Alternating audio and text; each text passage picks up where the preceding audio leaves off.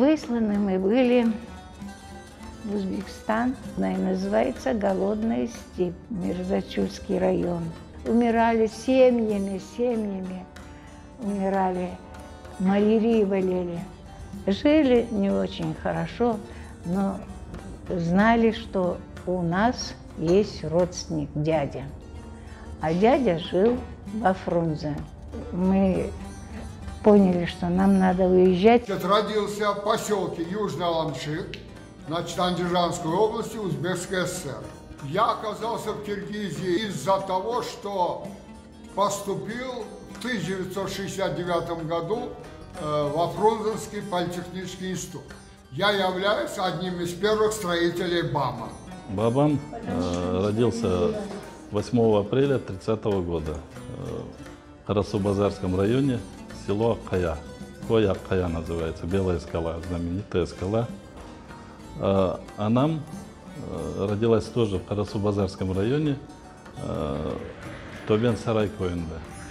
18 мая 1944 году они были депортированы в Мариэль.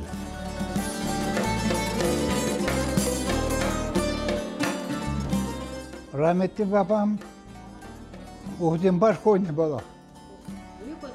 Büyük. Küçük Oğuzdenbaş'tan çıkkanda birinci ev ularını kaydı. Onu koterledin. Valla bana ev var idi.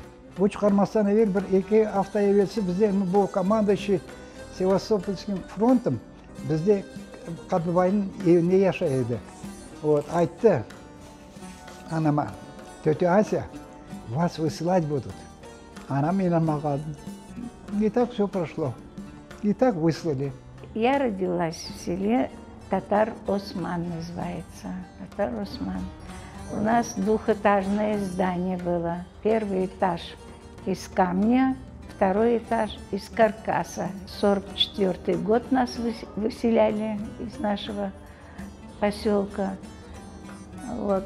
Я должна была идти в школу 1 сентября. Очень мечтала пойти в школу, потому что на всех переменах я выходила как перемена и сразу в школу, а школа напротив нашего дома была.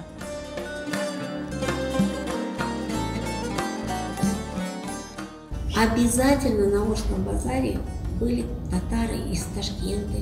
Они все, вот если папа узнал, что они все у нас были, у нас всегда был стол, всегда они, вот эти разговоры, всегда он кого-то приведет. У нас всегда очень гостеприимная была такая семья.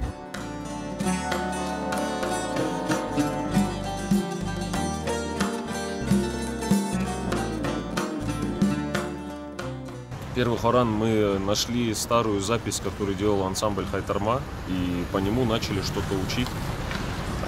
Начали привлекать тоже самых инициативных в нашей диаспоре. У нас стало получаться, и первый раз мы выступили где-то в 2011 году у нас на мероприятии.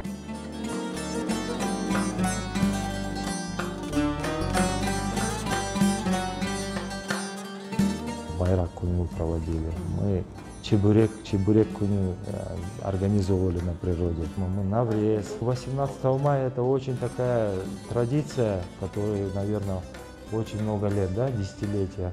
18 мая мы на Аларчинском кладбище собираемся. Наш народ очень трудолюбивый и при этом все образованные.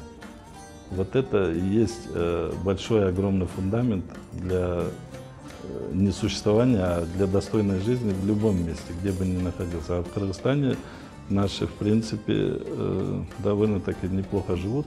И с Крымом, конечно, связь у нас, да, есть.